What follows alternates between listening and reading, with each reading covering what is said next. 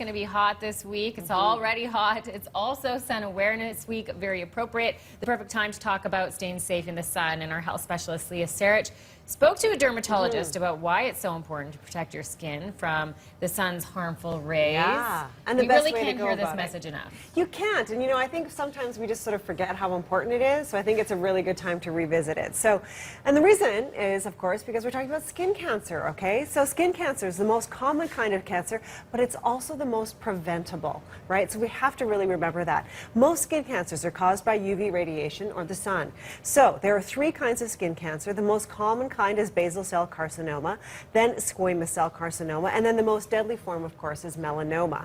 Most skin cancers are caused by cumulative sun damage, so getting that sun exposure over many, many years.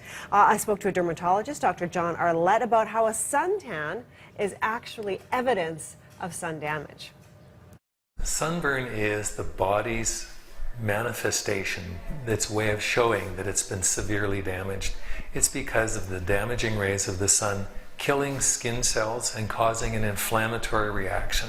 So the change that happens is a progressive degenerative one that happens over time, repeated exposures.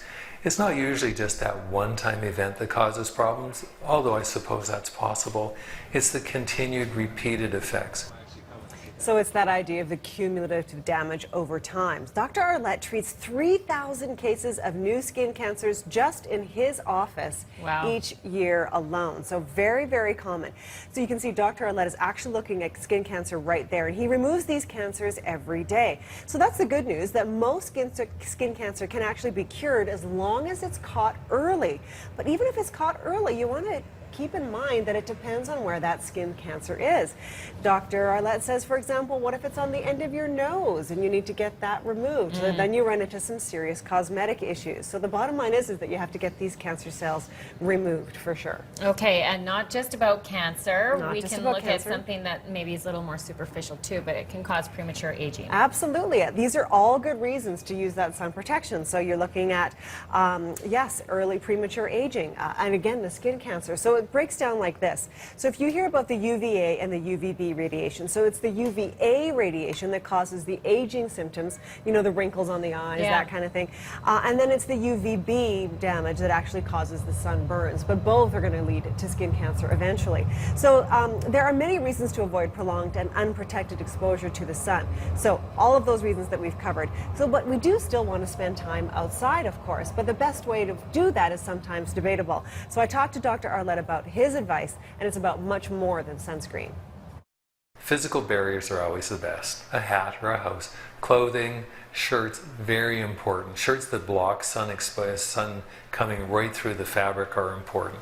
Hats for children, absolutely essential. Sunscreens come down a little bit further in the list because we still have to remember shade is a very good sunscreen and time of day is an important part. So between 10 and 4 is when you're going to get your most damage. And then the sunscreen becomes an important part of our everyday activity because when we're outside, the sun will catch us. It'll be reflected off different areas, different surfaces, especially water. And using your sunscreen to protect you for that is vital. There you go. So Dr. Arlett recommending at least a 30 SPF.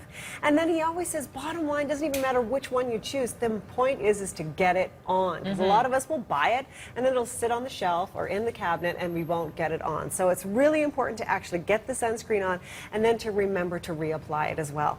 And here's something for the parents out there. Consider this. Dr. Arlett tells me if you can prevent your child from getting a sunburn before the age of 14, you are dramatically reducing their risk of ever getting skin cancer. So that is something to keep in mind. So for that, Dr. Arlett says he really likes all of the shade options for kids and the barrier protection for kids. So the shirts, even the tents, umbrellas, all kinds of, just get them out of the sun for at least a little bit of the time. Did he talk about how often you reapply?